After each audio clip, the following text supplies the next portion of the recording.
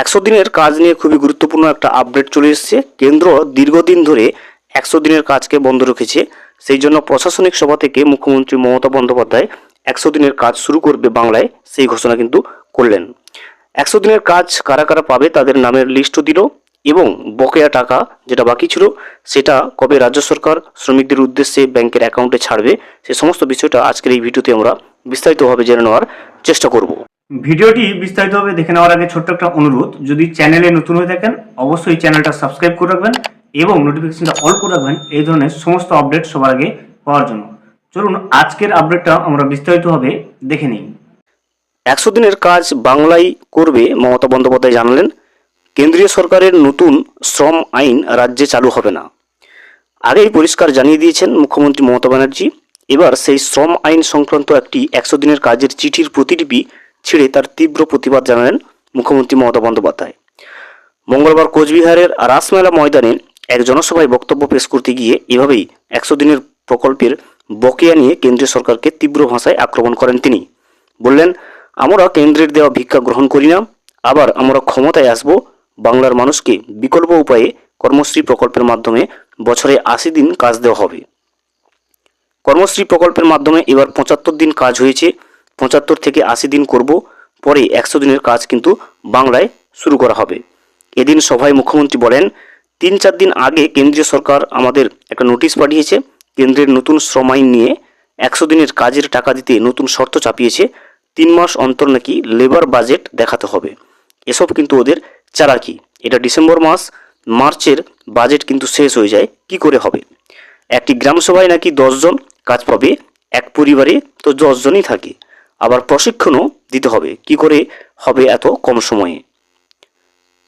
কবে কাজ দেবেন এই চিঠির কোনো ভ্যালু নেই, আমরা এসব শর্ত মানি না, এটা অসম্মানের।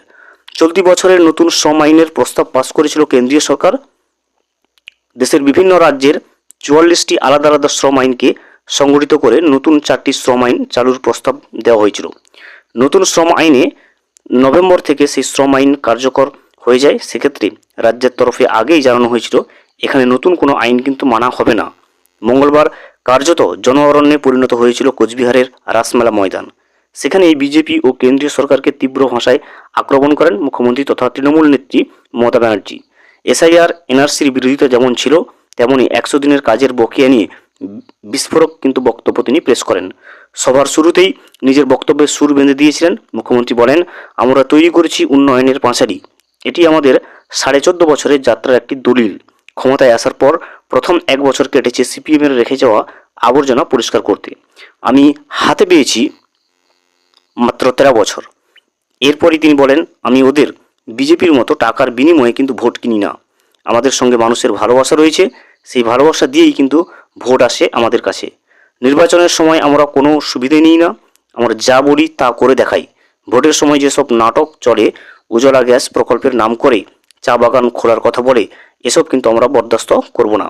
বিজেপিকে নিশানা করে মুখ্যমন্ত্রী মমতা ব্যানার্জির প্রশ্ন ছিল, তোমরা বিহারে কি করেছো? যাদের ফোন, বাইক, টিভি আছে তারা সুবিধে পায়নি। অল্প কিছু মানুষকে 10,000 টাকা দিয়ে তাদের ভোট কেনা হয়েছে। 2021 সালে আমি লক্ষ্মীর ভাণ্ডার ঘোষণা করেছিলাম। আজ প্রায় 5 বছরে কিন্তু আমরা শুধু লক্ষ্মীর ভাণ্ডার প্রকল্পে রাজ্যের একজন সাধারণ মহিলাকে 60,000 টাকা দিয়েছি। তপশিলি জাতি এবং উপজাতিদেরকে 70,000 টাকা দেওয়া হয়েছে। মুখ্যমন্ত্রী বলেন, 2021 সালের পর থেকে কেন্দ্র 100 দিনের কাজ বন্ধ করে দিয়েছে। ওরা ভোট নেয়, কাজ আমরা করি। আমরা বহু চা বাগান খুলেছি এবং শ্রমিকদের মজুরিও কিন্তু বৃদ্ধি করেছি। এদিন মুখ্যমন্ত্রী কেন্দ্রের বিরুদ্ধে অভিযোগ করে বলেন, শুধু 100 দিনের কাজেই আমরা 51,627 কোটি টাকা পাইনি। এই টাকা লুকিয়ে রাখা হয়েছে, ভোটের ঠিক আগে এই টাকা কিন্তু ছাড়বে, তখন আর উন্নয়নমূলক কাজ করার সময় থাকবে না। ডিসেম্বরে টাকা দিলেও মার্চে অর্থবর্ষ শেষ হয়, কাজ কিভাবে হবে? মুখ্যমন্ত্রী জানিয়েছেন, মনরেগায় কাজ করা গরিব মানুষের মঞ্জুরি মেলেনি, তাই 59 লক্ষ মানুষের হাতে রাজ্যের তহবিল থেকে 2700 কোটি টাকা দেওয়া হয়েছে। কর্মশ্রী প্রকল্প শুরু হয়েছে। কর্মশ্রী প্রকল্পে 78 লক্ষের বেশি মানুষ কিন্তু জব কার্ড পেয়েছে।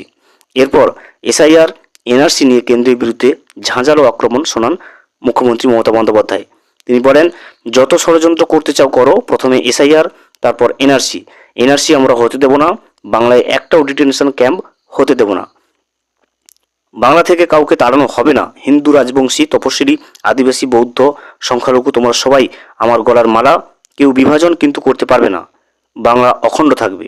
এদিন কেন্দ্রকে কড়া বার্তা দিয়ে মমতা বলেন, সোনালীদের ছাড়িয়ে এনেছি, এবার বাকি 4জনকেও ছাড়িয়ে নিয়ে আসবো।